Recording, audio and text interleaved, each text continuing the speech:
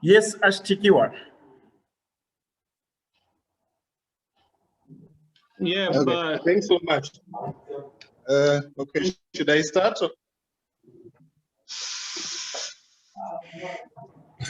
should I start or should you?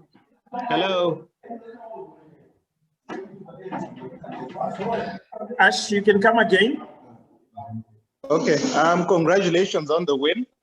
Bowling coach, Dagi Hondo, good to see you. I just wanted to ask, the bowling effort was immense. I think Luke in particular did well. He finished the best figures, but especially those last, was it 6 or 7 wickets that fell for just, I think, 21 or 20 runs as well. Did this surprise you as well? I mean, I know you guys put in the work as well, but today's bowling performance was special, you know, compared to the first game. No, it didn't. It didn't surprise me. Luke stays calm in pressure situations, just like all the other bowlers. So it didn't surprise me. All we had to do was just have belief before we started bowling that we could defend the total. So no, it didn't really surprise me. All right, let's go to Danielle. Then from Danielle, we go to Moisha. Hi, Douglas. Congratulations. I wanted to ask, what did you say to your bowlers at the halfway mark? Because 118 these days doesn't really sound like a total that can be defended in T20 cricket. So, what was the chat that you had with the bowlers, and why do you think you saw that kind of performance from your bowling side? Well, I reminded them that in the first game, we could have got Pakistan out for a similar total if we had taken catches. So it was possible in this match to restrict them to a very low total. All right, Moi.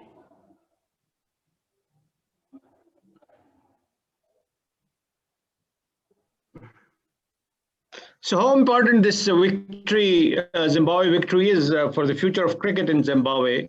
And what do you think Zimbabwe has took so long to beat Pakistan in T20 cricket? So do you think they had their chances earlier, and what went wrong earlier that resulted in no victory, and now you have achieved win? I think it just gives us more belief that we can cross the line in these type of situations, because we've been in tight situations, and we've come out on the other side of a good result. So I think it just gives us more belief that we can win in tight situations. Okay, Abdullah Haida. Hi, Doggy. Congratulations on the victory. How important is it that you enjoy and soak in this victory? Because it's the first time you've turned over Pakistan in T20 internationals, but also how important is it from a coaching point of view that the boys stay grounded ahead of the big match on Sunday, which is the decider, and you want to put in another good performance there and potentially win the series? We will celebrate, but then tomorrow we get back to the drawing book, come up with our plans again. So today will be done after midnight. Tomorrow's a new day. We start planning again for the third match. So it's important to take in the victory, but then we still have work to do tomorrow and in the third match. All right, next, Tatenga. All right, thank you. Doug, congratulations for the win again today. Amazing performance for the boys. Just your thoughts generally on Luke. How immense has he been from the series? I think even in the first T20, he performed really well. And now the second, he was very instrumental in the team's victory today. It's a great comeback for Luke, because it's been about 6 years since he last played. And when he played 6 years ago, he was doing the same thing. It's good to see that he's come back. He's still grounded. He still trusts his skill, and it's showing in the performances, the first game and the second game. And hopefully in the third match. He's a very good all-rounder, and it's a big thing for Zimbabwe cricket that he's come back and he's taken everything in his stride. All right, we'll have Larry Kurirai. Then after Larry, we will have Tawanda. Eli. So, Coach, first, again, congratulations. Looking at the first match, of course, after bowling, so you say that the bowling was, and the bowling department played its part. It was probably some of the fielding and the dropped catches. And even looking at today's match, you would probably say what they were able to restrict you to today was probably what you could have restricted them to in the first match. Now, given that sort of scenario, how difficult was it motivating the boys after coming so close in the first match to say, okay, do the same things again, but just don't drop catches and just make sure to stick to the plan?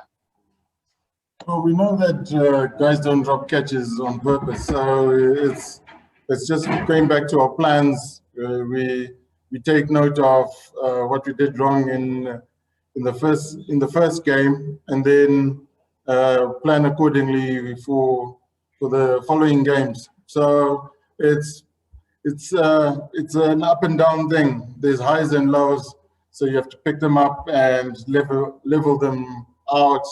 Like especially after today's victory, we celebrate. We have to level out tomorrow and plan again. All right, Eli. Congratulations, Coach, on the win. It's been one that has been a long time coming. And just taking a look at the performance of the team in the first ODI, where we elected to put on the Pakistanis to bat first, and then now looking into the second game where we came into bat first, would you think that it is now much more suitable to go in first and put runs on the board, seeing at how good our boys were in terms of putting them under pressure bowling wise? In the first game, we backed ourselves to get runs. So it depends on the wicket. Today's wicket was suited for whatever what we ended up doing. And in the third game, it might be a different wicket. So it just depends on what the wicket looks like. But we did back ourselves to get runs in the first game. All right, Ash, is your hand up again? Ash, take you. Okay. All right, Coach. I just wanted to ask. I guess in those two games, I see others are dwelling on it as well. It was a bigger bowling performance, I think, now in the second game than in the first, but we still managed to restrict them in both games. 150 is what we're chasing today. What was it? 99 restricted them to. So I'm just asking as well, is this more of our strength? The batting seems to be underwhelming in the two games. I know you addressed that probably as with your team. But in the third game, will you demand a big bowling performance just like today and maybe even in the first game? Because it seems as though that could be the telling factor to get results for Zimbabwe. We demand big performances from all three skills: the bowling, the batting, and the fielding. So we will ask for big batting, a big fielding, and a big bowling for the third match. All right, do I have anyone else? Larry Trusida, you haven't asked. It's your turn.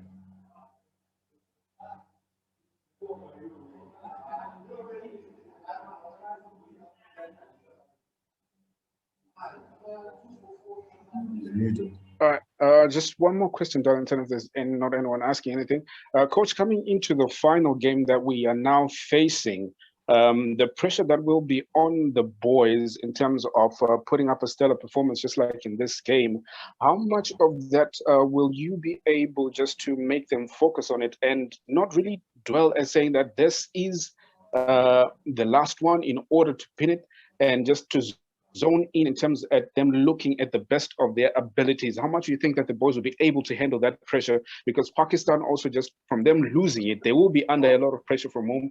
First of all, just being bowled out for a very, very low total as a side that was so strong in terms of the names that they had, Baba Azam and Fakhar Zaman, and there'll be a lot of pressure at them coming into this last game that we have. How do you shift that to your advantage for the pressure to be on them and the boys just to focus on the strengths that they portray today? There's always pressure in international matches, so we'll focus on our skills and our planning. How we're gonna take on Pakistan. The pressure is always there, so we will try and calm them down. Give them tools to calm down, just like any other one-day game. No, 2020, and we'll just focus on our skills because that's the only thing we can control. All right, gentlemen, that was Right, and then Douglas Hondo. Eli, maybe I'll give you just one last chance, then we close up. Lastly, will you change the side if Craig Irvine and Sean William come to be of full strength, or will you still stick with the same side that gave you results today? We'll have to see. We'll have to see tomorrow if they fit.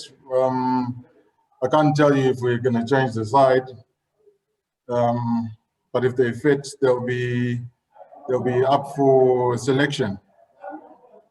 Okay, awesome. Thanks, Raj. All right, thank you very much. The series is tied 1-1. Let's meet again on Sunday after the match. Thank you, gentlemen. Enjoy a good day. Thank you.